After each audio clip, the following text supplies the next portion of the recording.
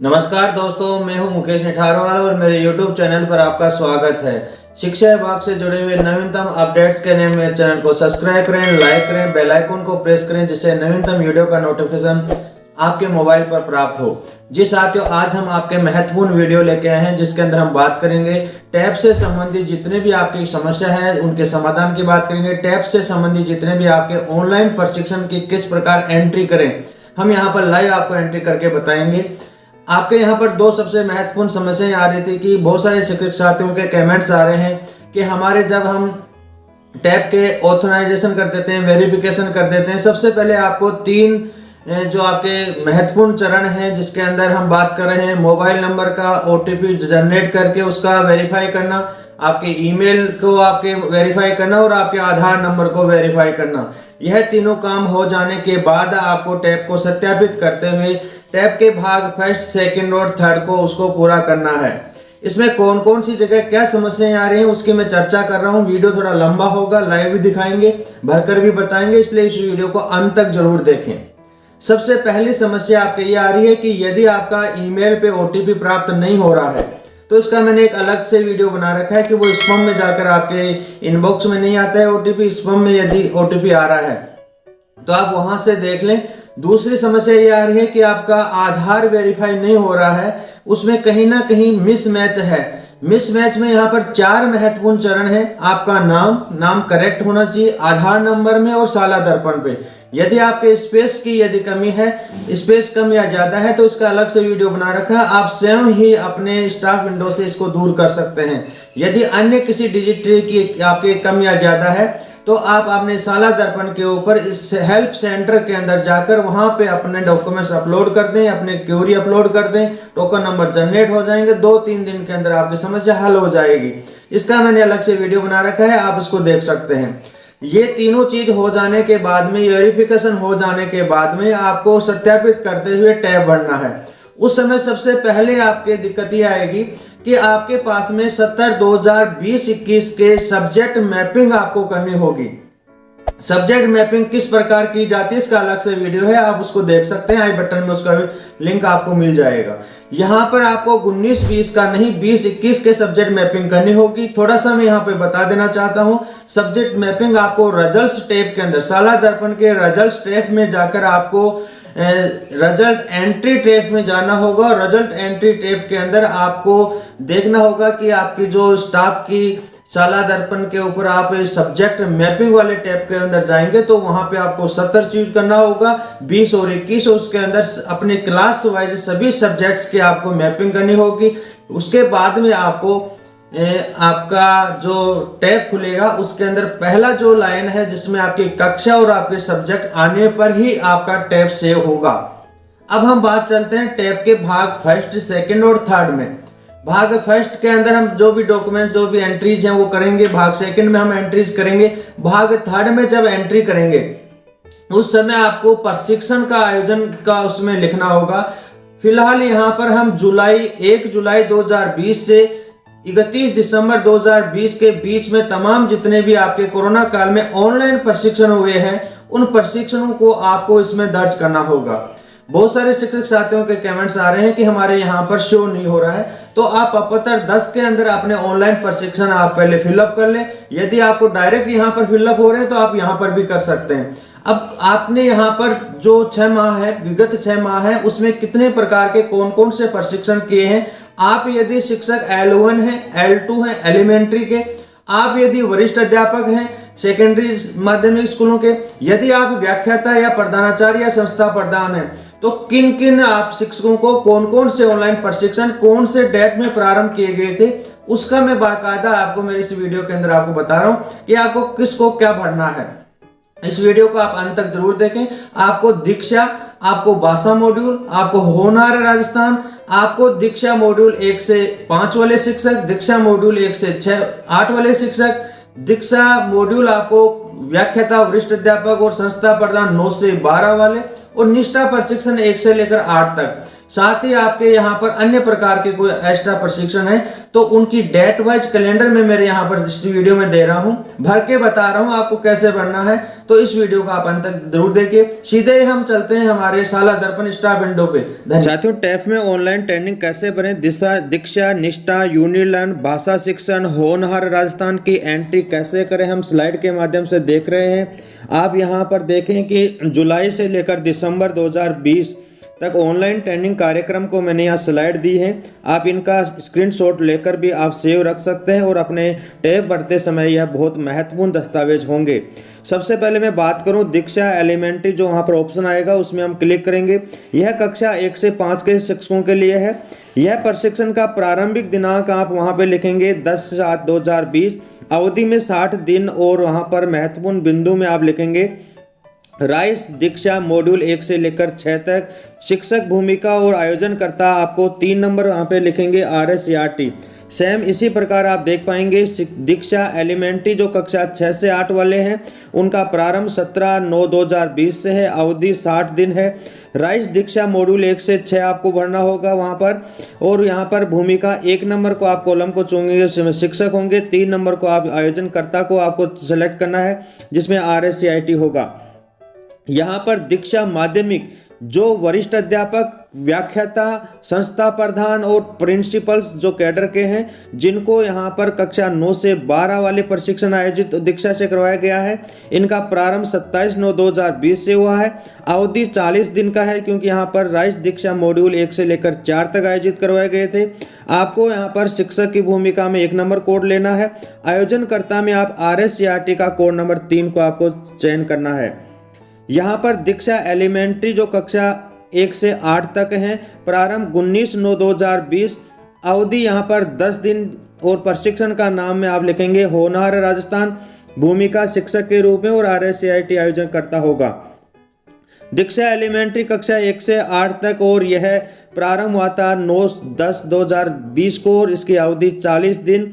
दीक्षा भाषा शिक्षण मॉड्यूल 1 से 4 लिखेंगे, यहाँ पर 5वां मैं इसलिए नहीं लिख रहा हूँ कि यह जनवरी में हुआ था। शिक्षक की भूमिका में आयोजक करता है कि कोड नंबर 3 का चयन करें।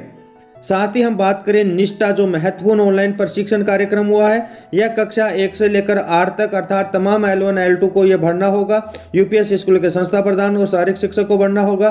प्रारंभ इसका 16 अक्टूबर 2020 से हुआ था। अवधि यहाँ पर मैं 75 दिन यहाँ पर लिख रहा हूँ। निष्ठा वहाँ पर लिखेंगे मॉड्यूल राज 1 से लेकर 15। दोस्तों यहाँ पर राज 1 से लेकर 18 तक आपने आयोजन किए हैं, लेकिन यहाँ पर 90 दिन के जगह 75 दिन लिखना है और 1 से लेकर 15 मॉड्यूल ही लिखना है क्योंकि यहाँ पर 16, 17, 18 के मॉड्यूल जनवरी में आयोजित किए गए हैं, अतः आपको इसमें नहीं बढ़ना है। भूमिका शिक्षक के रूप में कोड नंबर 1 का चयन करें। आयोजन करता है यहाँ पर कोड नंबर 3 RSCIT का चयन करें। साथ ही हम बात करते हैं यूनिलर्न प्रशिक्षण कक्षा 6 से लेकर 8 तक आपको भरना होगा। यहाँ पर सभी L2 शिक्षक और वरिष्ठ अध्यापक को यह चयन करना होगा। प्रारंभ यह 20/8/2020 को हुआ था। अवधि इसमें 90 दिन लिख रहे हैं। यूनिलर्न मॉड्यूल 1 से लेकर 4 लिखेंगे क्योंकि 5वां मॉड्यूल इसके अंदर जनवरी में प्रारंभ हुआ था। शिक्षक के रूप में भूमिका का कोड नंबर 1 चयन करें। आयोजनकर्ता का कोड नंबर 3 चयन करना होगा।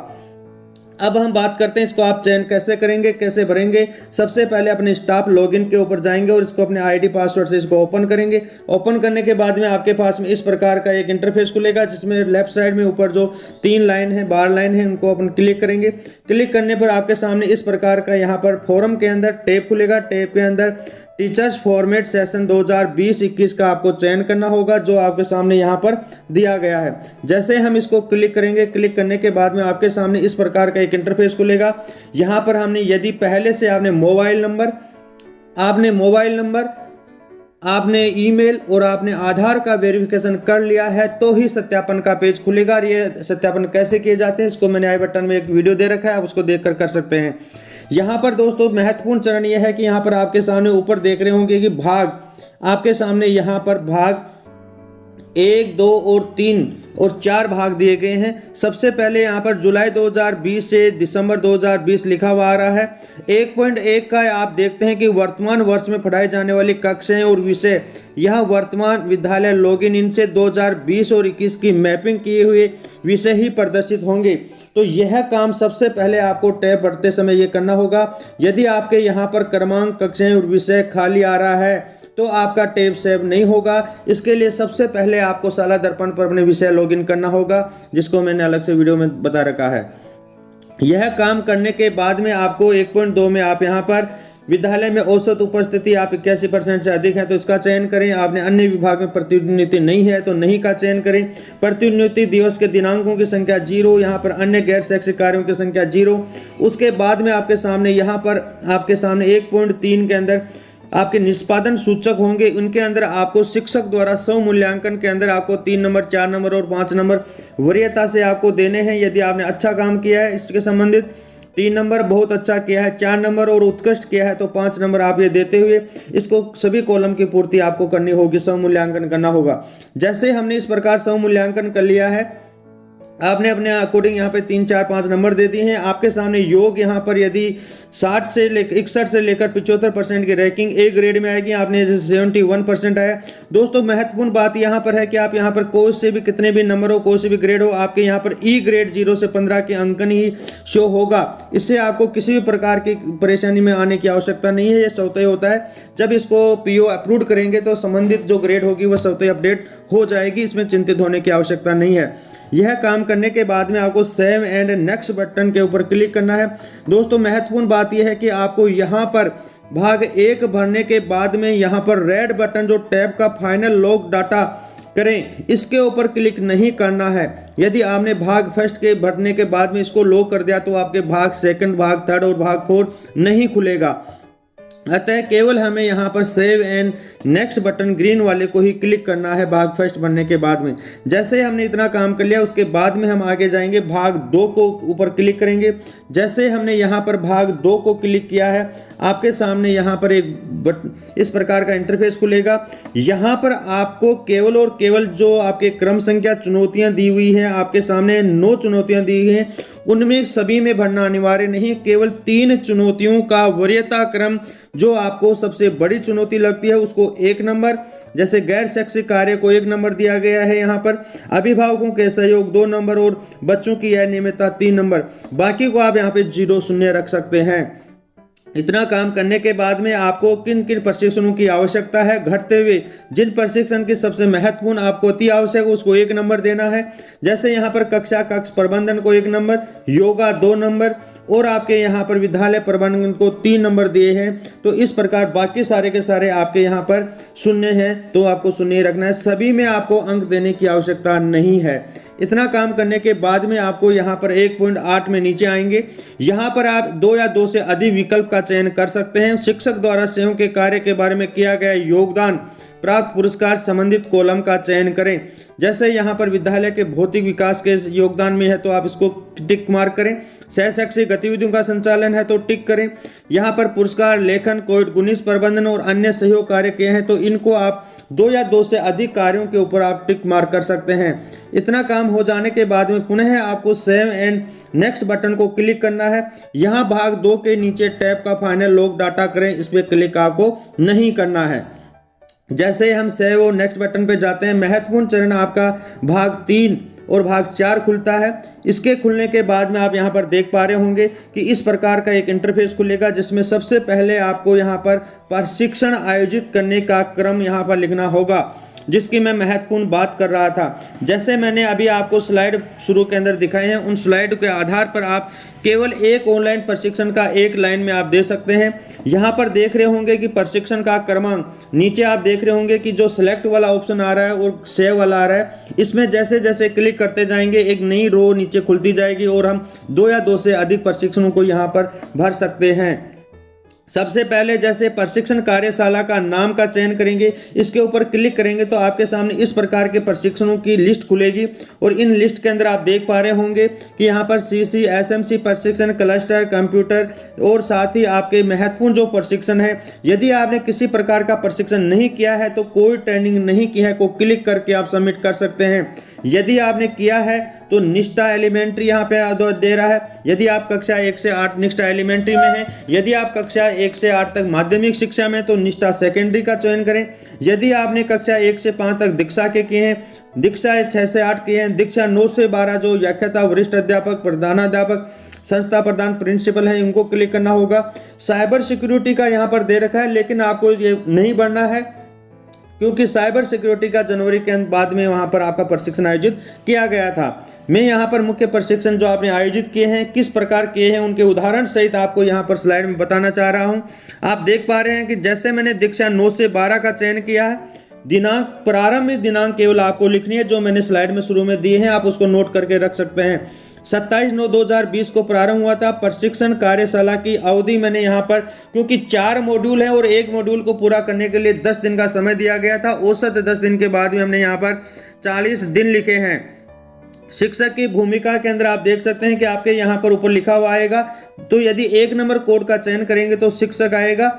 प्रशिक्षण कार्यशाला का मुख्य बिंदु उच्च प्राथमिक कक्षाओं के लिए विषय लिखें। यहाँ पर आप अपने प्रशिक्षण, क्योंकि ऑनलाइन हुए हैं तो आप यहाँ पे प्रशिक्षण की डिटेल लिख सकते हैं। जैसे मैंने यहाँ पे लिखा है दीक्षा मॉड्यूल 1 से लेकर 4 तक, जो दीक्षा 9 से 12 वाले कॉलम में आ रहा है। और यहाँ पर प्रशिक्षण कार्यशाला आयोजनकर्ता के कोड नंबर 3 का चयन करेंगे तो स्वतः ही यहाँ पर सेव होने के बाद में RSCIT लिखा हुआ आएगा। प्रशिक्षण की उपयोगिता, गुणवत्ता एवं उपादेयता की ग्रेडिंग आपको ABC में से देनी होगी। यहाँ पर A देने के बाद में सेव बटन को क्लिक करेंगे, स्वतः ये सेव हो जाएगा।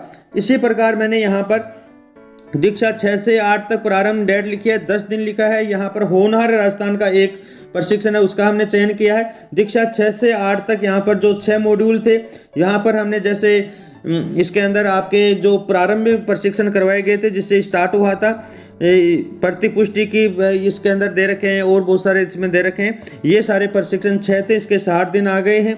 निष्ठा प्रशिक्षण आपके सेकेंडरी 16 तारीख अक्टूबर से प्रारंभ हुआ था, 75 दिन, और इसमें राज 1 से लेकर 15 मॉड्यूल यहाँ पे लिखे। अन्य प्रशिक्षण में आप यहाँ पर यूनिलर्न, महत्वपूर्ण है कि प्रारंभ में यूनिलर्न का कोई कॉलम नहीं है, तो आप अन्य का चयन करते हुए यहाँ पर 20/8/2020 से प्रारंभ हुआ है। 90 दिन इसमें शिक्षक के रूप में यूनिलर्न मॉड्यूल 1 से लेकर 4 तक आप इसमें भर सकते हैं। साथ ही दीक्षा 6 से 8 तक 9/10/2010 को प्रारंभ, 40 दिन इसके अंदर भाषा शिक्षण मॉड्यूल जो कक्षा यहाँ पर 1 से 8 तक दीक्षा में करवाया गया था, आप इसका चयन करें और मॉड्यूल संख्या 1 से लेकर 4 का चयन करें। 5वां जनवरी में हुआ था तो इसको हम नहीं ले रहे हैं। यदि इनके अलावा भी आपके कोई अन्य मॉड्यूल हैं तो आप प्रशिक्षण हैं तो आप सेलेक्ट बटन को ऑप्शन चयन करें और इसको सबमिट करते जाएं। इस प्रकार आप अपने प्रशिक्षण, ऑनलाइन प्रशिक्षणों को आसानी से दे सकते हैं, क्योंकि सबसे ज़्यादा कमेंट्स और फोन इस प्रशिक्षण ऑनलाइन करने वालों के अंदर दिक्कत आ रही थी, जो मैंने यहाँ पर आपकी आवश्यकता के अनुसार इसको सोल्व करने की कोशिश की है।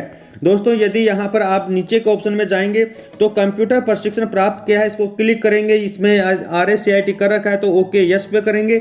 उसके बाद में पुनः आप कृपया पाठ्य पुस्तक प्रशिक्षण एवं विभागीय प्रशासन की कार्यशैली के संबंध में आप यहाँ पे निष्पादन सूचक आपको 1 से 5 तक ग्रेडिंग देनी है।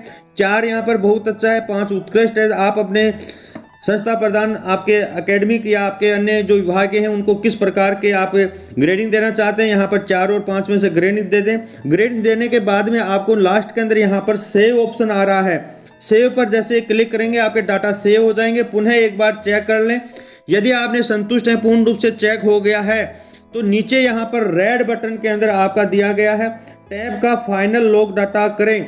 यदि आपने यहाँ पर लॉग डाटा कर दिया है तो आपका टैब स्वतः ही क्या हो जाएगा, सेव हो जाएगा और पीओ के लॉगिन के ऊपर यह आपको उपलब्ध होगा, जहां से आपको पीओ को वेरीफाई करना है। दोस्तों, यदि आपके और समस्या इस प्रकार की आ रही है जिसमें डाटा अपडेट सेक्शन, यहाँ पर लॉग को सेव करते, टैब को सेव करते इस प्रकार का मैसेज आएगा, डाटा अपडेट सक्सेसफुली, और आपका टैब सेव हो जाएगा। यदि फिर भी आपके इस प्रकार की कोई समस्या आ रही है, आपका टैब भरा नहीं जा रहा है, शुरू में सत्यापन को आप क्लिक करते ही यदि टाइम नोट स्टार्ट येट आ रहा है, इसका मतलब है कि आपके वरिष्ठ अध्यापक, व्याख्याता या संस्था प्रधान है, जिसके कारण अभी तक आपका स्टार्ट नहीं किया गया है। अब की बार टैब भरने के अंदर अलग अलग चरण के अंदर टैब को शुरू किया गया है। यहाँ पर एलिमेंट्री का 27 से लेकर 3 फरवरी तक था, लेकिन उसको वापस खोल दिया गया है। अतः आप एलिमेंट्री एजुकेशन कक्षा 1 से 8 तक L1, L2 और वरिष्ठ अध्यापक यूपीएस स्कूलों के पुनः चालू हैं, आप उनको भर सकते हैं। और जो आप माध्यमिक शिक्षा के हैं उनके टाइम नोट येट स्टार्ट लिखा हुआ आ रहा है, जब आपका स्टार्ट हो जाएगा तब आपको इसको फिलअप करना है। मैंने टैब से जुड़ी हुई तमाम जानकारी आपको इस वीडियो में देने की कोशिश की है। टैब ये वीडियो लंबा है लेकिन आपके लिए बहुत ही महत्वपूर्ण है। सभी पीओ संस्था प्रधान से आग्रह है कि इस वीडियो को अपने सभी शिक्षकों तक पहुंचाएं, जिससे कि किसी प्रकार की कोई परेशानी टैब भरने में नहीं हो। यदि मेरा वीडियो आपको अच्छा लगा है तो like and subscribe my channel Mukesh Nitharwa. Video को अंत तक देखने के लिए बहुत बहुत धन्यवाद।